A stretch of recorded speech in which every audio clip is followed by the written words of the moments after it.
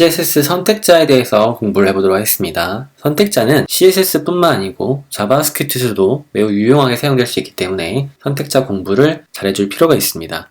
CSS는 HTML 요소를 선택하는 데 있어 다양한 선택자 옵션을 제공합니다. 먼저 알아볼 것은 요소 선택자 또는 타입 선택자 또는 태그 선택자라 불립니다. 이미 우리는 사용해 봤는데요. HTML 엘리먼트를 직접 선택을 해서 꾸며주는 것을 엘리먼트 타입 셀렉터라고 부르게 됩니다. 다음은 그룹핑인데요. 그룹 선택자라고도 불리고요. 그룹핑은 여러 개의 요소 선택자, 즉 태그 선택자를 콤마를 사용해서 묶어주게 되고 일괄적으로 디자인을 적용해 주는 겁니다. 그러면 H1부터 H6 레벨의 제목들은 모두 폰트 웨이트가 노멀로 디자인 적용이 되는 거죠. 유니버셜 셀렉터 전체 선택자라고 하는데요.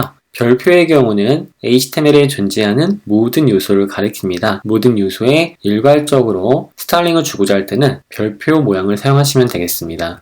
클래스 선택자입니다. HTML 파트에서도 클래스 속성이나 I 속성을 많이 사용해 봤는데요. 클래스 선택자는 점으로 구분합니다. 앞에 점이 붙은 것들은 클래스의 이름이 노트인 요소를 찾는 건데 또 하나의 조건이 붙습니다. 달랑 요소여야 됩니다. 달랑 요소가 클래스를 노트를 가지고 있을 때 다음과 같은 디자인을 해주세요 라는 뜻이 되겠고요.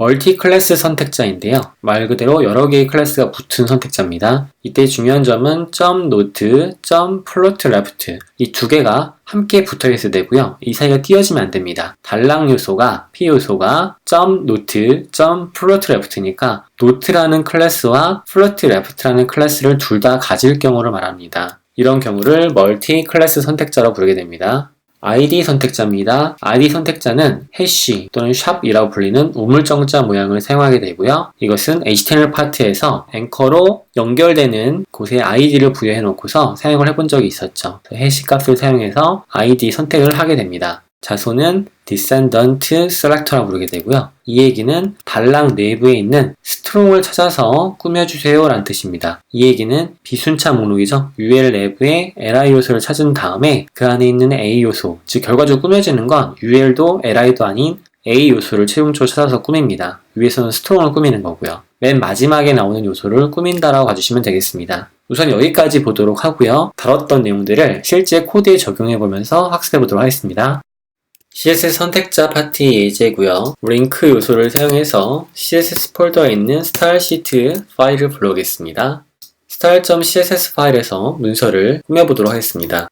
항상 네트워크를 통해서 올바르게 CSS 파일을 불러왔는지를 확인해 주시고요. 만약 올바르게 불러오지 않았다면, 예를 들어 의도적으로 틀린 상태에서 브라우저를 로드하게 되면 이렇게 붉은색으로 표시가 됩니다. 이런 경우 제대로 처리가 안 된 것이니까 꼭 데브 툴을 사용해서 문서가 제대로 불러졌는지를 필히 확인해 주시면 좋겠습니다.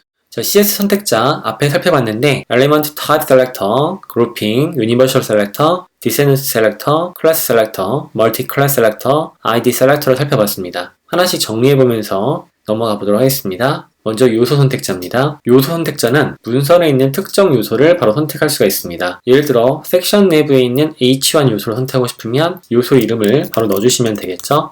폰트 웨이트를 노멀로 사용하게 되면 기본적으로 H1 요소는 Usual Agent Style Sheet라고 불리는 웹브라우저의 기본 스타일로 인해서 폰트 웨이트 값인 두께가 볼드로 두껍게 표시가 됩니다.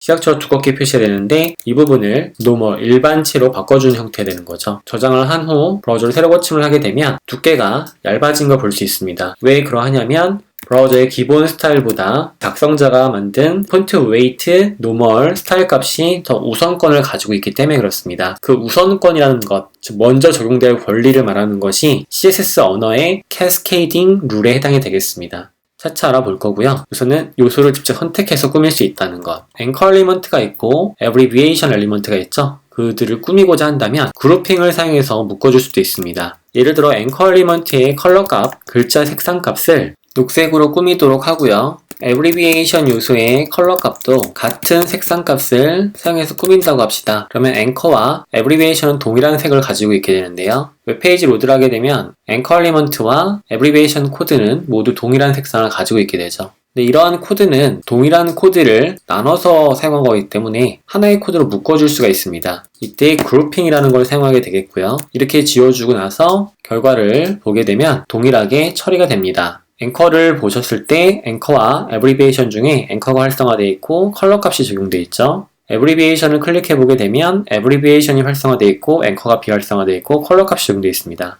이처럼 공통적으로 스타일링을 적용하고 싶은 부분이 있을 때는 이와 같이 콤마로 구분해서 요소 선택자를 묶어줄 수 있다. 이것을 그룹핑이라고 하게 됩니다. 모든 요소를 만약에 꾸민다고 합시다. body, section, h1, definition, abbreviation, anchor, figure, figure caption, image. 상당히 많은 요소들을 선택을 해야겠죠. 이를 줄여주기 위해서 별표라고 하는 것을 사용하게 되면은 유니버셜 셀렉터라고 해서 모든 요소에 디자인을 줄 수가 있게 됩니다. 예를 들어 모든 요소에다가 보더라고 하는 테두리 값으로 1픽셀 두께의 솔리드, 직선을 사용해가지고 다음과 같은 색을 입력을 한다고 한다면 모든 요소는 모두 테두리를 가지게 될 겁니다. 브라우저를 새로 고침해보게 되면 화면에 보여지는 것처럼 모든 요소가 모두 테두리를 가지고 있는 것을 확인할 수가 있게 되는 거죠. 일괄적으로 모든 요소에 스타일링을 적용할 때는 테두리를 사용할 수 있다는 점 기억해 주시면 되겠습니다. 다음은 자손 선택자죠. 자손 선택자라는 것은 포함하고 있는 요소를 꾸밀 때 쓰는 겁니다. 전체 선택자는 잠시 주석 처리를 해놓도록 하고요. 애브리비에이션 요소를 보게 되면 여기도 애브리비에이션이고 여기도 애브리비에이션이니까 모두가 공통적으로 디자인이 적용이 된 거죠. 특정 요소를 찾아가지고 디자인을 주고 싶다면 자손 선택자를 사용할 수 있습니다. 예를 들어 abbreviation 요소에다가 백그라운드 컬러 값을 노란색을 주게 되면 모든 abbreviation 요소에 노란색 컬러가 먹겠죠. 하지만 제목 요소 안에 있는 abbreviation한테만 컬러를 주고자 한다면 H1 내부에 있는 abbreviation을 꾸며서 배경색을 넣어줘라 라고 만들 수 있는 거죠. 그럼 브라우저를 새로 고침해보게 되면 다른 애브리비에이션 요소가 아닌 오직 H1 내부에 있는 애브리비에이션만 노란색으로 꾸며줄 수가 있게 됩니다. 이렇게 사용하는 경우를 자손 선택자라고 하게 됩니다. 또는 하위 선택자라고 하게 됩니다. H1이 포함한 애브리비에이션을 꾸며주세요 라는 뜻이 되는 거죠. 클래스 선택자를 찾아서 꾸밀 수가 있게 되는데요. 클래스 선택자를 찾아서 꾸민다고 한다면 달랑 요소에다가 클래스를 줘보겠습니다. 두 개의 달랑 요소에 클래스라고 주고요. 노트라고 줘보겠습니다. 그러면 두 개의 클래스, 노트라는 이름의 클래스가 있겠죠? 클래스 선택자를 꾸민다고 한다면 클래스 노트 점을 찍어주시면 되고요. 이 클래스 노트에다가 폰트, 사이즈, 두께 값을 20픽셀로 설정할 수 있겠습니다. 그러면 노트라는 클래스를 가진 요소들은 모두 글자 크기가 20픽셀로 변경이 됩니다. 노트라고 가진 클래스가 디자인 적용이기 때문이죠. 멀티 클래스는 이 중에 하나의 더 클래스를 가지는 겁니다. 박스라는 클래스를 가지도록 합시다. 박스.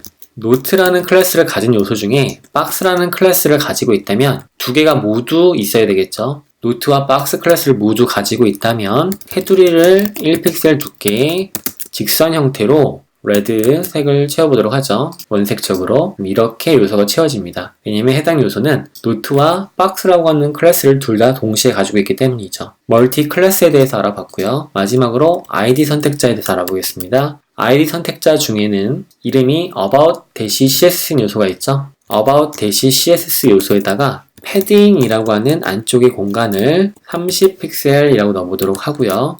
그리고 나서 브라우저를 새로 고침을 하게 되면 안쪽에 여백이 생기게 됩니다. 바로 섹션 요소의 녹색 부분이 패딩인데요. 패딩을 설정했기 때문에 공간이 형성되는 걸 볼 수 있겠죠. 정리하시게 되면 요소 선택자, 요소 전체를 선택하는 것, 그룹핑, 여러 개의 요소들을 묶어 선택할 수 있는 것.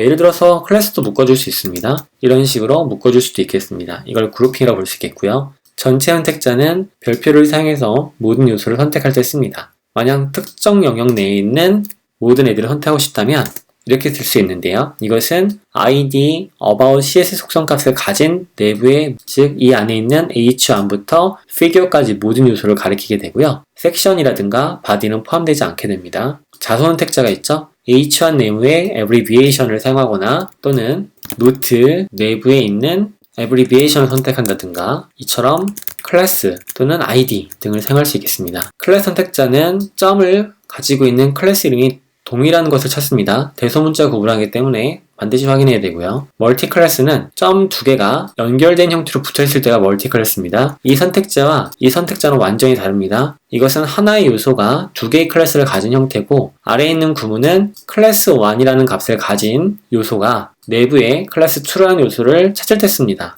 자손 선택자가 되겠죠. 전혀 다르다는 사실을 기억해 주면 되겠고요. 마지막으로 id 선택자는 id 값이 동일한 대상을 찾습니다. about CSS 이렇게 말이죠. 자, 기본적인 CSS에서 많이 사용되는 선택자를 살펴봤고요. 내용을 정리해 보도록 하세요.